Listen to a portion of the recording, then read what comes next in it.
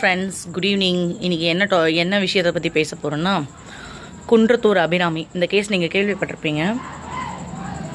நீங்கள் ஒரு 2 குழந்தைய தன்னுடைய கள்ளக்காதலுக்காக குழந்தைய கொன்று, அதாவது பாலில் தூக்க மாத்திரை எக்ஸஸாக கலந்து அந்த குழந்தைய அந்த குழந்தைங்கள சாகடிச்சிட்டு அதுக்கப்புறம் கள்ளக்காதலன் கூட எஸ்கேப் ஆகிறதுக்காக பண்ண வேலை. அல்பமாக ஒரு 5 செகண்ட் ஒரு சுகத்துக்காக தாம் பெற்ற குழந்தையே ஒரு தாயே கொள்வது எந்த அளவுக்கு இழிவான ஒரு செயல், எவ்வளோ ஒரு அருவருக்கத்தக்க ஒரு செயல். ஃபஸ்ட்டு உனக்கு ஓடணுன்னா நீ ஓடி இருக்கலாம். அந்த 2 குழந்தைங்களோட லைஃப்பையும் அந்த 2 குழந்தைங்களோட விஷயத்தையும் நீ ஏன் அதை ஃபினிஷ் பண்ணணுன்னு திங்க் பண்ண. இதில் வேற இப்போ ரீசண்டான ஜட்ஜ்மெண்ட்டில் கருணை மனு அடிப்படையில் அந்த அம்மாவுக்கு வெளியில் வரணும் அப்படின்னு பண்ணியிருக்காங்க. ஆல்ரெடி 7 வருஷம் நான் தண்டனை அனுபவிச்சிட்டேன், மறுபடியும் நான் வெளியில் வரணும் அப்படின்னு சொல்லிட்டு அவங்க ரெக்வஸ்ட் பண்ணியிருக்காங்க ஜட்ஜுக்கிட்ட. நீ வெளியில் என்ன பண்ண போகிற நீ எல்லாம்? நான் கேட்குறேன். எவ்வளோ தாய்மார்கள் தன்னுடைய குழந்தைக்காக வீட்டு வேலைக்கு போகிறாங்க, என்ன சொல்கிறது, வீட்டு வேலைக்கு போகிறாங்க, ரொம்ப அடிப்படையில் ரொம்ப கஷ்டப்படுறாங்க. ஒரு எப்படியோ தன் குழந்தைங்க நல்லா இருக்கணும்னு ஒரு தாய்ங்களும் அவ்வளோ விஷயம் பண்ணுறாங்க.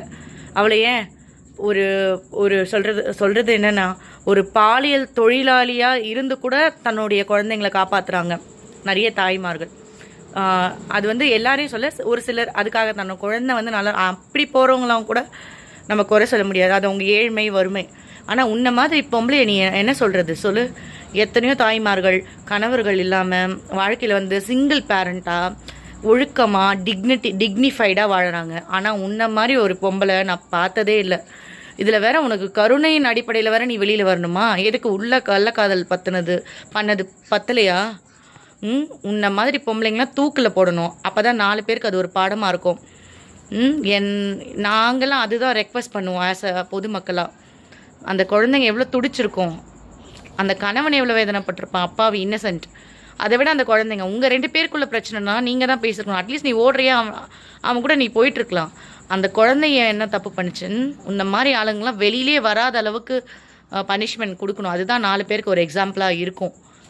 இந்த மாதிரி ஆளுங்க மிருகத்தை ஒரு வெளியில் விட்டால் அதெல்லாம் இந்த சொசைட்டியில் ஏற்றுக்கவே முடியாது. அவ்வளோ ஒரு கேவலமான கீழ்த்தரமான மிருகம் நீ. அதனால் நீ உள்ளே இருந்தால் கூட உன்னால் நிறைய பேர் கெட்டு போயிடுவாங்க. முடிஞ்சால் உனக்கு உன்ன மாதிரி ஆளுங்களுக்கெல்லாம் தூக்கு தண்டனை கொடுக்கறது தான் பெஸ்ட்டு. முடிஞ்சால் தூக்கு தண்டனைக்கு தான் உனக்குலாம் அப்பீல் பண்ணணும், அதுதான் பெஸ்ட்டு. உன்ன மாதிரி ஒரு பொம்பளையெல்லாம் அந்த சமுதாயத்தில் சீர்கேடு. நன்றி.